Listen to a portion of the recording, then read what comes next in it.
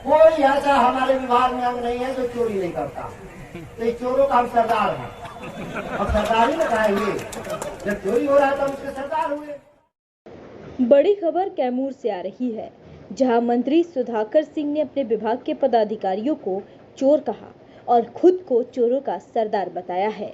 बता दें आपको कि जिले के चांद प्रखंड में कृषि मंत्री सुधाकर सिंह अभिनंदन समारोह में लोगों को संबोधित करते हुए कहा कि लोकतंत्र में जनता ही मालिक होती है और जिन अधिकारियों को भ्रम है कि हम लोग कानून तोड़कर बच जाएंगे, मुझे विश्वास है कि वह बच नहीं पाएंगे।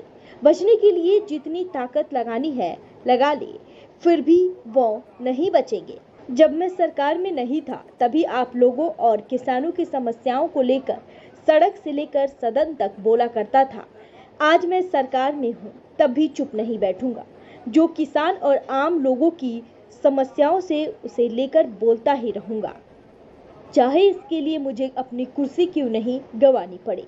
कृषि विभाग के अधिकारियों की स्थिति ये है कि जमीन के बजाय आंकड़े की खेती कागज पर करते हैं। आंकड़ों में बताया गया है कि 87% रोपनी हो गई है और बारिश महज 40% कम हुई है, जो कि पूरी तरह से फर्जी है। अधिकारी इस कदर भ्रष्ट है कि सरकार के सामने रोज गलत आंकड़े पेश करते हैं।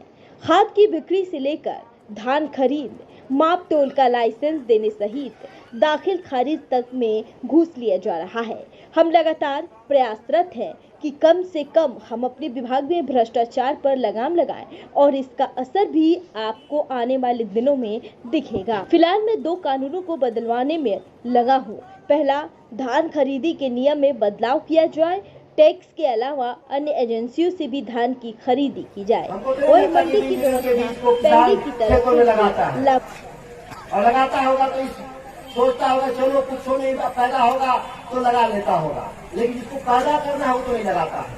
ये 150-200 करोड़ रुपया यह भी खा जाता है बीज निगम वाला। कोई ऐसा हमारे विभाग में अंग नहीं है जो चोरी नहीं करता। तो इस चोरों का हम सरदार हैं, हम सरदार ही लगाएंगे। जब चोरी हो रहा है तो हम उसके सरदार हुए। तो आप कम से कम पुतला उतला फूकते रहिएगा तो मुझे भी याद रहेगा कि किसान नाराज है मुझे, और नहीं फूकना बंद करिएगा तो यही लगेगा कि नहीं सब ठीक चल रहा। तो ये मैं आपको कह देता हूँ, लोहिया जी ठीक कह के गए थे जब संसद आवारा हो जाए तो जनता को सड़कों पर उतरना चाहिए। तो मैं सरकार हूँ, कहीं कहते हैं कि आप भी सड़कों पर उतरा कीजिए, बाकायदा एक टाइम पर करते रहेंगे तो हम ही अकेले सरकार नहीं है, हमारे ऊपर भी बहुत लोग हैं। तो उनके हम जब बोलते हैं तो उनको लगता है कि अपनी बात बोल रहे हैं। समझ रहे मेरी बात? अकेले जब मैं कैबिनेट में बोलता हूँ तो लगता है कि इसका अपना समस्या है। जब आप सब लोग मिलकर बोलिएगा तब जाके कान में तेल डाल के बैठे लोग हैं उनकी सुनाई पड़ेगी।